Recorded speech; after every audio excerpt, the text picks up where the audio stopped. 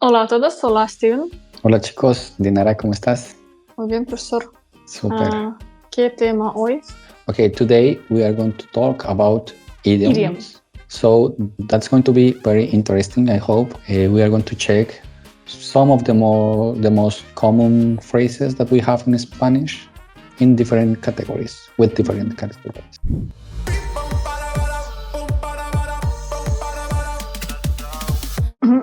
Can you remind to our students what kind of idioms, what are idioms in English, for example, like examples? Yeah, it's like, for example, raining with cats and dogs. Yeah. I don't know these phrases in English. Okay. So guys, you understood what kind of idioms every now and then we hear them when we speak English. And so obviously we will hear them in Spanish. Those are the phrases that use natives, right, in Spanish. We are going to check four categories, right? We will see cuerpo, body, phrases with body, with food, animals, animales, and colors, right? So let's start. Let's see the first category with body parts. And the first one is going to be lavarse las manos. The literal translation is to wash your hands. And what does it mean? It's not like very directly. Literal meaning. Yes.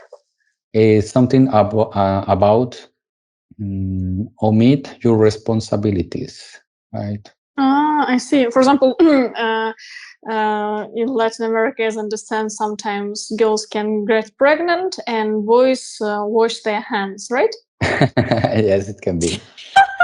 Can be that. So that's the meaning, right? In English, we will say to pass the bucket. Okay, let's see the next one. The next one is hacer algo al pie de la letra. So, and the literal translation is to do something to the foot of the letter, right?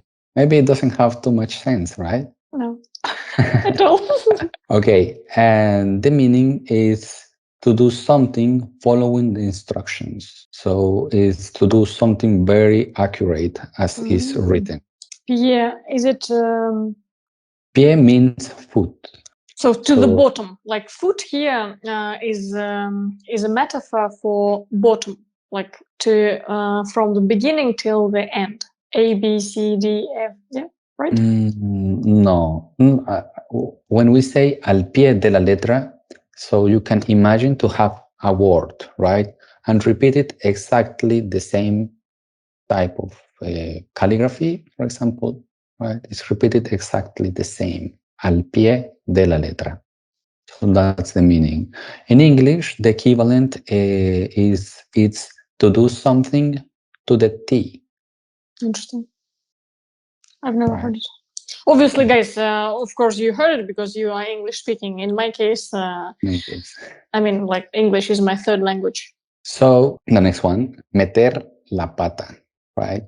And the translation is going to be to put the leg on it, right? What does it mean? It means to make mistakes. Yes, and when you do mistakes, that means so you can use meter la pata, right? In English, the equivalent is going to be to put your foot in it. So whatever you do something wrong, you can say, "Oh, metí la pata," right? So these phrases, you really use them quite often, like you yourself. Yes. Some of them we use it very often. Guys, in this case, of course, I trust Steven because it's his native language, and we just need to believe him for believe his words. So, like he cannot sign documents that he's saying 100% true. Of course, some phrases they are going to be more used in different countries, right? So in Spain, they are going to use, for example, more this one, less this other one. But the one that I choose here are the most popular for Spanish, right? So those three are going to be enough talking about the body. So let's pass to the next category, right? We can use comida, right? Comida, food. Interesting. Phrases with food. The first one is going to be no importar un pepino. And here we have different, let's say, vegetables, because we can use pepino, we can use rábano, or we can use pimiento, right? But let's see what does it mean. So if we use pepino, right? No importa un pepino. Not to matter a cucumber, right? If we use rábano, right? Not to matter a radish, and pimiento is going to be pepper. We can use these three, and it doesn't matter, right? It's going to be always the same meaning, and the meaning is that something is irrelevant, right? For example, something that doesn't matter. The equivalent for English is to be not give a monkey about it. Don't give a shit. Yes, exactly.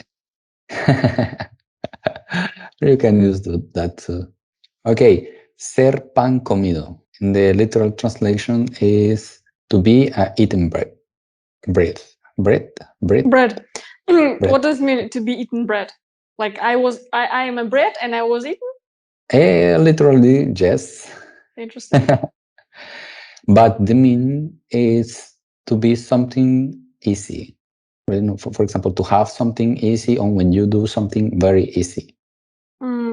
Right? So if you want to, I don't know, play football with someone and his team is too easy to win, so you can say, es pan comido. Interesante. So in English, the equivalent is going to be a piece of cake, right? Something very easy. It's quite similar. In this case, in Spanish is bread, and in English it's cake. Yes. And the last one, ponerse como un tomate. The translation is going to be to turn into a tomato. It sounds weird, I know, but the meaning for this is to get... to become red. So we can use, right, to become red. The equivalent for this phrase is going to be to turn as a red as a beetroot. Okay, it's in English. And guys, like this is strange because I think beetroot is not red, it's purple. Sorry. But it's the equivalent, you know. We also have something with colors. It's to be purple. So in that case, I think in the case of idioms, yeah, they sometimes do not make sense, but that's why they're called idioms, from the word idea. Yes. So the next category is going to be animales, right? Animals.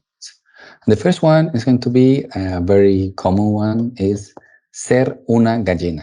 The literal traduction is to be a hen. Chicken. Yes. And the same as they are synonyms. I'm just saying that maybe some people maybe they don't know what is hen. I don't know, guys. There are different regions where people speak English. Some maybe can say hen. Some others can say chicken. Like, sorry. Okay, let's use chicken, the most popular one, right? But what does it mean, right? It's not to be a chicken literally. It's to be a coward. Coward. Ah, interesting. Yes. Or when you run away, for example, or something happened, right? You run away. I see, because to be chicken in Russian means to be stupid. Ah, really? Yeah. Okay, interesting. I didn't know that. So in English, I think that in English is the same, right? To be a chicken, the equivalent. The next one, ser la oveja negra. The traduction is to be the black sheep. But what does it mean? As always, it's not literally. It's mean that it's when, for example, in families, usually there is a person who doesn't have access, right? So that's mean to be la oveja negra, right?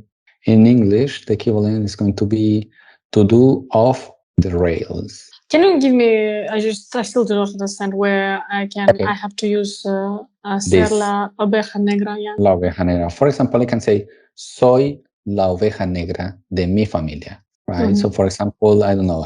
Everyone is doctor, and you are. Yes, right. Everyone is doctor. I am. I don't know. I am a musician. Right. I'm stating that I am the oveja negra. Very interesting. Thank you. Okay, and the last one for animals is dar gato por liebre, right? So the translation is going to be to give a cat for rabbit. Right? To rabbit, and right? Yes, to rabbit. To give something for something. What, for example, I give you something. Exchange of something. Ah, right. no. To give a cat, yeah, to exchange a cat for hair, for rabbit. Yeah. I can see sometimes that you hate me and you want to kill me. I know it. It's okay. No worries. Okay. For example, what's the meaning of this sentence, right? It's the meaning of this one is to scam, right? Scam someone. For example, I want to sell you something that it really costs Nothing. nothing, right? Yes. Like Chinese do. Yeah. Yeah. Guys, like, who goes to Chinese shops, to cheap Chinese shops? You always ripped. Yeah. Sorry, guys. I just didn't. It's a joke. I hope you understand that. But sometimes you can be ripped by Chinese. Yeah. Not only by any people from market, guys. Like, it's that's everyone. How they survive. Yeah. So the equally is going to be to take for a ride. Okay, guys. The next category is going to be colores, right? Colors. And the first one is another one very, very popular in Spanish, dar en el blanco. The translation is to throw in the white. But what do you think? What does it mean? No idea. Sorry, I've never heard it. The meaning for this phrase is to hit, right? Hit something. In English, we will use as to hit the bullseye. The bullseye eyes.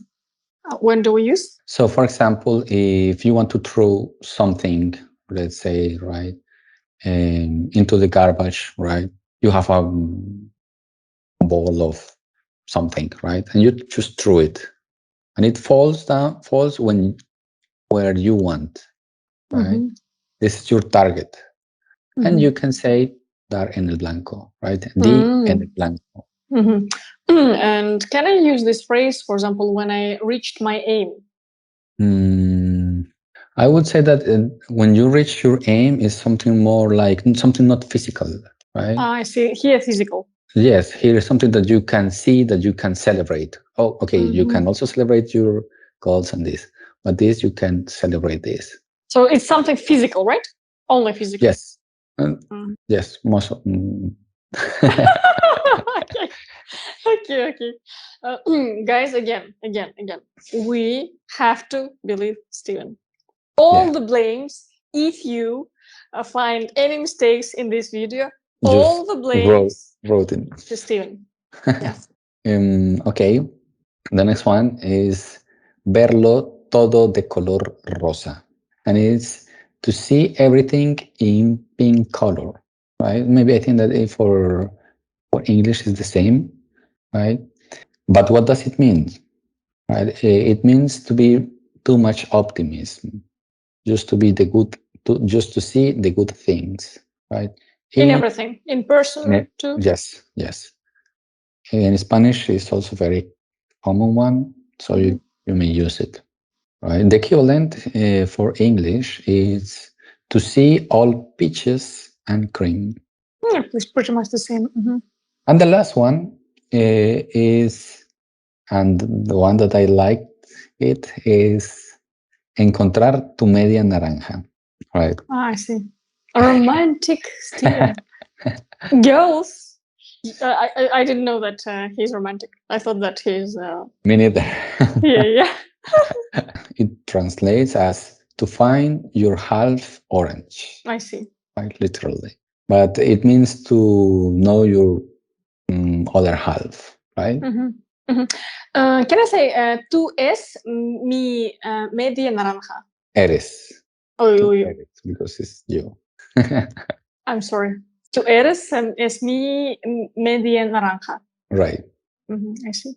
Good. Interesting. Very interesting lesson. We were waiting for it for quite some time. And guys, if you have any suggestions, write them down. We'll be happy to make videos you would like to lessons, and what are we going to study in the next video? The next video is going to be about the most popular verbs in Spanish language. Very interesting. I'm looking forward. And also, I think it will be very interesting to make a video about maybe life in Colombia, maybe politics, because a lot of our students on YouTube obviously will be from the US, and they'll be happy to hear about your country. I think so. Okay, it could be maybe interesting. First of all, because you're smart and you can tell us, let's say, more rational information than emotional. Guys, and as usual, we invite you to our free trial classes online on Skype with our teachers from Spain and Latin America. And please share our videos with everyone who studies Spanish. We do these videos for everyone, obviously. And first of all, as usual, we would like to remind you that we believe that when most people, almost 8 billion of our population, will be speaking English, Chinese and Spanish, the world will become a better place. Gracias. Adiós, amigas y amigos. Adiós, chicos. Hasta pronto.